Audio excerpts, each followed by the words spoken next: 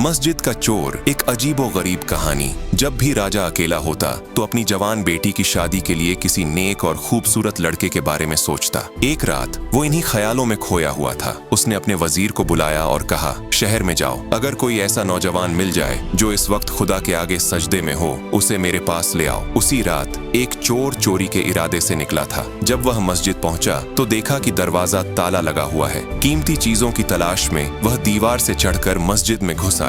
चोर ने पर्दे और खिड़कियां टटोलनी शुरू की थीं। तभी दरवाजे की जंजीर की आवाज उसके कानों में पड़ी। वो डर गया, पसीना पसीना हो गया, दिल जोर जोर से धड़कने लगा। उसी वक्त वजीर कुछ सिपाहियों के साथ मस्जिद में दाखिल हुआ। उसने देखा कि एक नौजवान बंदा खुदा के सामने खड़ा नमाज में मशगूल है। वजीर ने धीरे से अपने साथियों से कहा, लगता है ये खुदा की इबादत में इतना डूबा हुआ है कि दीवार से चढ़कर मस्जिद में आ गया होगा। चोर डर के मारे एक रकात खत्म करता, सलाम फेरता और तुरंत दूसरी शुरू कर देता। नमाजें लंबी होती गईं। आखिर वजीर ने सिपाहियों से कहा, जैसे ही ये सलाम फेरे इसे पकड़ लो, अब और नमाज नहीं करने देना। उन्होंने वैसा ही किया। उस नौजवान को आधी रात को राजा के दरबार में लाया गया। वजीर ने राजा को सारा माजरा बताया कि कैसे ये शख्स मस्जिद में नमाज पढ़ रहा था। राजा बहुत खुश हुआ। उसने उस नौजवान को गले लगाया और मुस्कुराते हुए कहा, शायद तुम ही वो हो जिसके बारे में मैं सोच रहा था। मैं एक ईमानदार लड़के की तलाश में था जो मेरी बेटी से निकाह करे और मेरे बाद मेरे तख्त का वारिस बने। चोर चुपचाप खड़ा था। उसे यकीन नहीं हो रहा था कि जो कुछ सुन रहा है वो हकीकत है या ख्वाब। उसके अंदर से एक आवाज आई, एक चीख